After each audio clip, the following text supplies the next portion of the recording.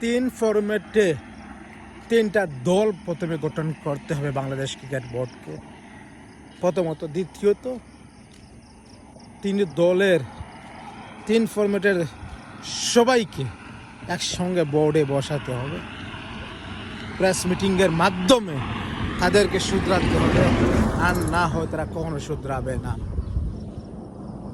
তৃতীয়ত, প্রতিটা ম্যাচে তাদের বেতন কাটা শুরু করবে, কেননা তাদের বেতন যদি কাটা হয় বা না দেওয়া হয়, প্রতি ম্যাচে যে ভালো করবে তার বেতন পারফেক্ট চলে আসবে অ্যাকাউন্টের মাধ্যমে।